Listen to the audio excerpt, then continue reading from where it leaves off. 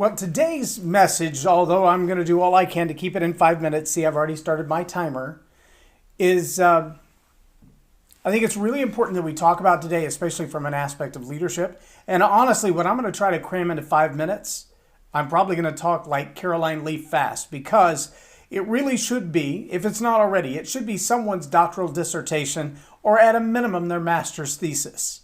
I want to talk today about a word that is probably one of the most derogatory, deriding, attack phrases currently being used in social media and media across the globe. Two words strung together with the very purpose of intimidating the person they're slung at. And in my opinion, they should be right up there on the level of hate speech or racial slurs or religious intimidation, because they have exactly the same intention. These two words, when strung together, basically tell everyone around you who have heard them, that person should not be listened to. In fact, there's something mentally wrong with them. In fact, shut up. What you have to say is unimportant because there's something obviously wrong with you. That's what these two words were designed to say. And I'm going to show you a little bit of research, just a tiny bit of 5 minutes worth of Google research to back up what I'm saying, just so you have a little harder time throwing these two words at me, as some people like to do. Welcome to Leading Leaders Podcast. 5-minute videos, 5 days a week.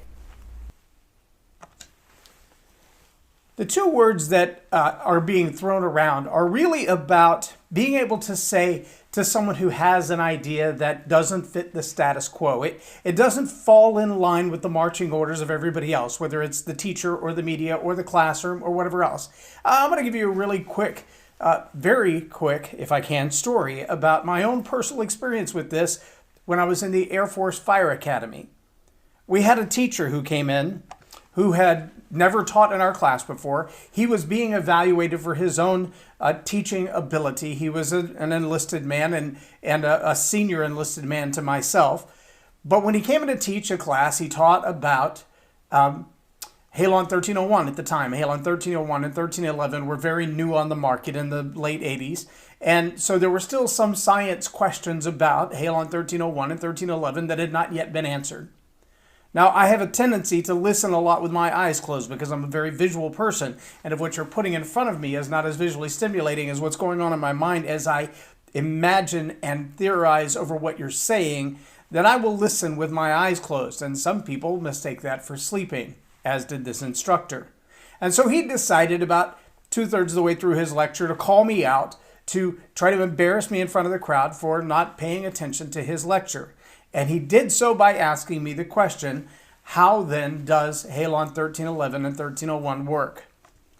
Well, when I rose up and started to explain to him, he said, come on up here to the board and show us how Halon 1301 works. Now, here's the real tricky part of that question. He had already said throughout the course of his notes several times, in fact, told us to write it down, it could be on the test, no one really understands how Halon 1301 or 1311 worked at the time, late 1980s. But we have some theories, and this is where we get the fire tetrahedron. So when I went to the board and explained why I believed Halon 1301 worked, he berated me, he chided me, he made fun of me. He said, maybe next time you'll stay awake in class and pay attention. A little caveat that he missed was that the instructor who was actually evaluating his ability to teach stood up in the back of the room and said, don't erase that yet. I need to get a picture of it because there's a really good chance he's right. We hadn't pondered it from that way. We've never thought about it quite like that, but there's a chance he's right. Don't destroy the evidence. See, there are times that an outside theory, an idea that doesn't seem the norm, questions the norm, and it really irritates those who value the norm, who really want things to stay just like they are, not to rock the boat. I can't tell you how many times in the course of my life in classrooms from middle school and high school all the way up through electronics engineering and fire academy that the students in the classroom would get irritated with me because I would ask questions and ask questions and ask questions and then ask more questions. And there were several times that I reached the point that the instructor would say to me, I don't know. You'll have to figure that one out on your own. You're over my head. Yes, I did ran out of my 5 minutes, but I'm going on anyway. I did win the first place overall and first place physics science fair in high school twice.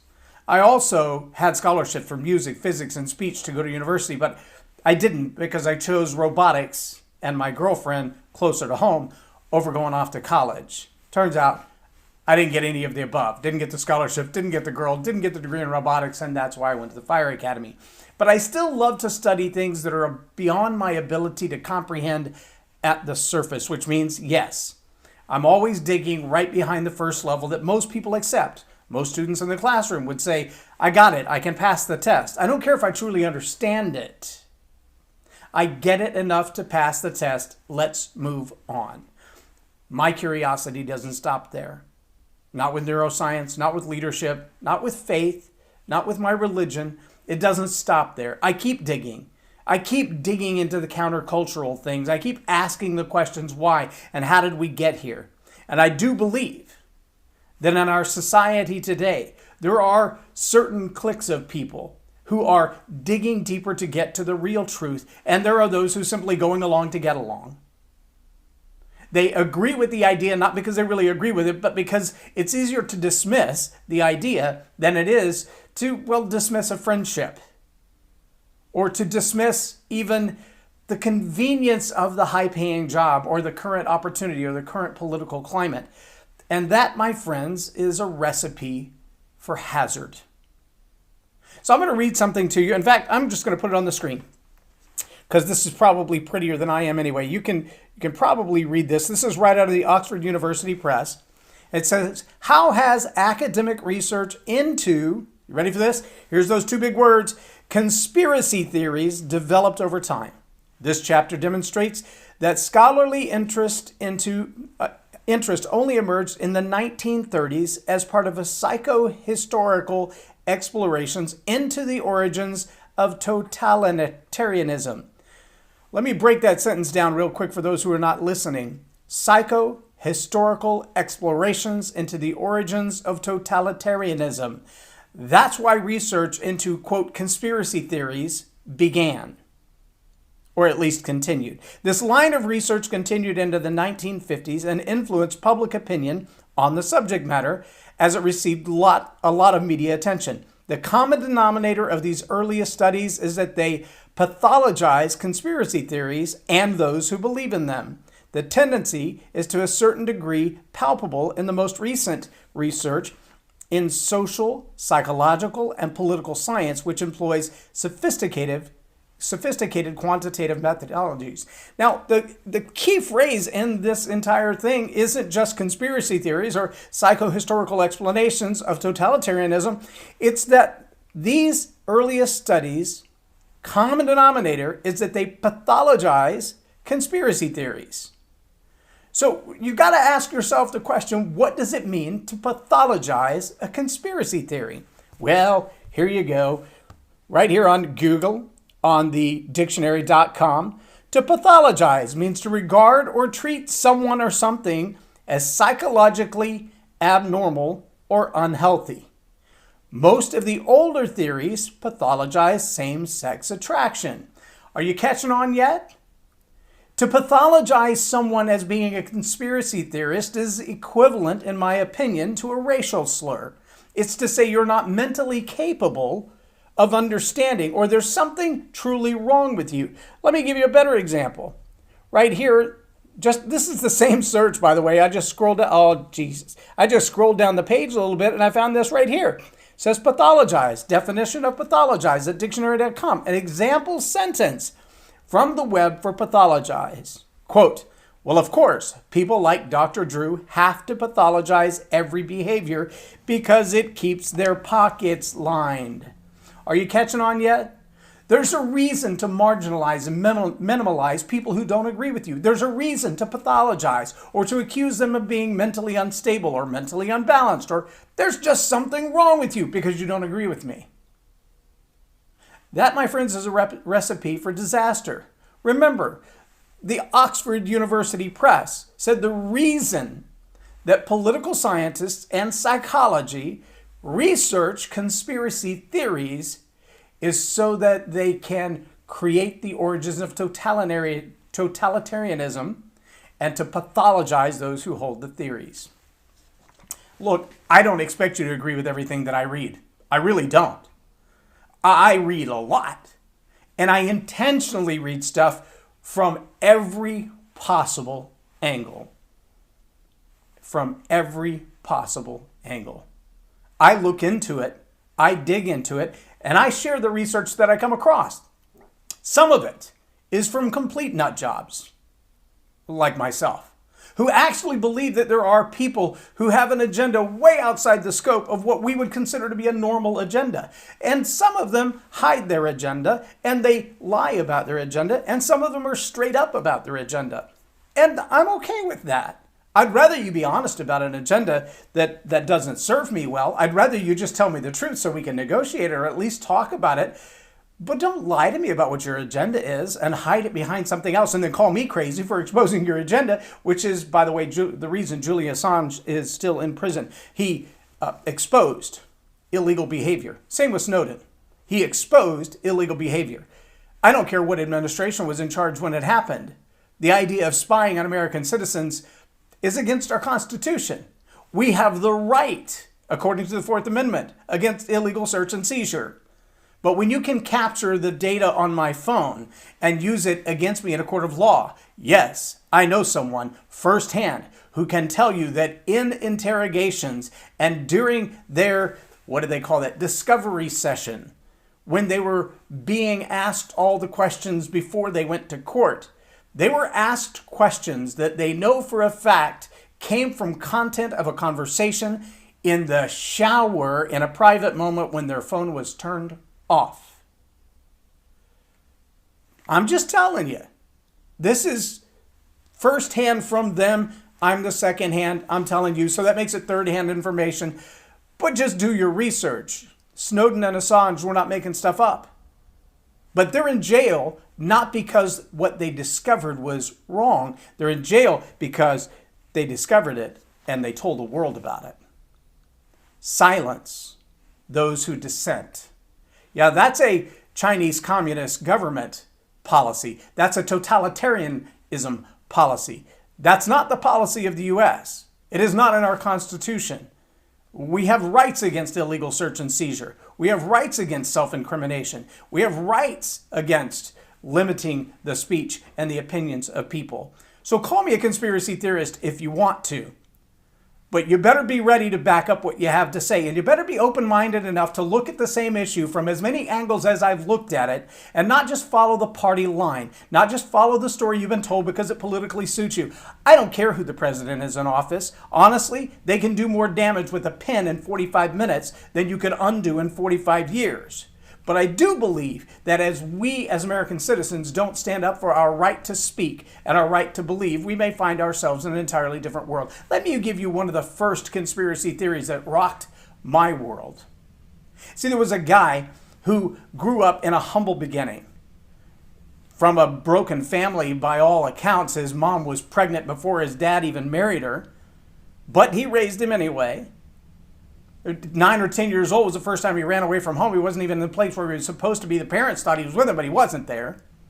Turns out he's off starting trouble, causing arguments with the leaders in the local community. And this just continues all the way up to the point of his death. In fact, at the point of his death, he ends up getting himself arrested in the middle of the night in a park where he's not supposed to be with a bunch of other dudes. He gets arrested, he gets taken to trial, and before sunup, he's on trial in front of the head guy of the entire country. And while this trial is taking place, there's no citizenry. There's nobody paying attention. It's one group of leaders versus another group of leaders versus another group of leaders. They're all throwing him around like a hot potato. And by sunup, he's found guilty.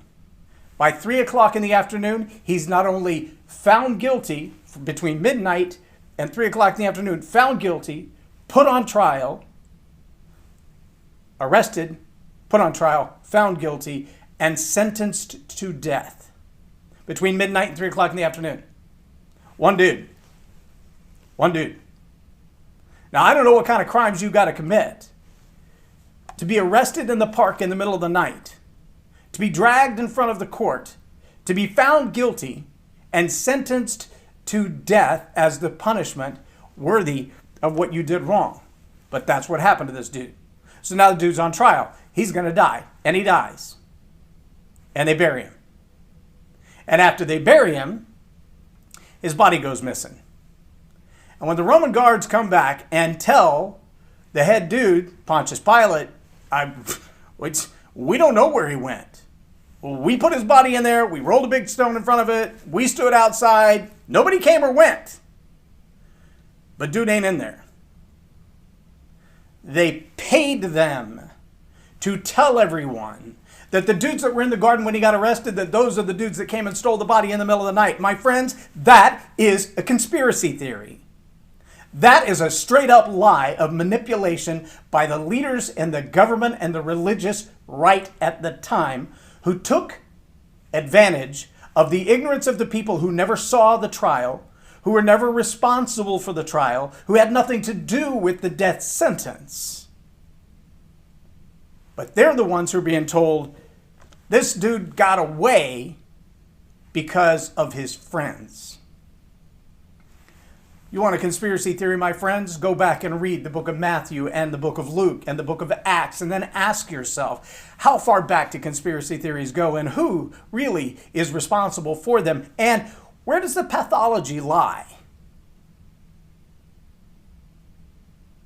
And the next time you decide to call me a conspiracy theory, be ready to buy a cup of coffee and spend a couple of hours, because I may have some conspiracy theories, like the one I just told you, that I hold very dearly. But I promise you, I share them to challenge you. I post them on my social media pages to make you think. Because the best subsided victim in the world, the easiest one to suppress, is the one who won't think for themselves, have been told to shut up, and they simply submit to the abuse. Do your homework. That's all I ask. Do your homework. I'm Loren Norris with Leading Leaders Podcast for Tell It Like It Is TV. Have a blessed day.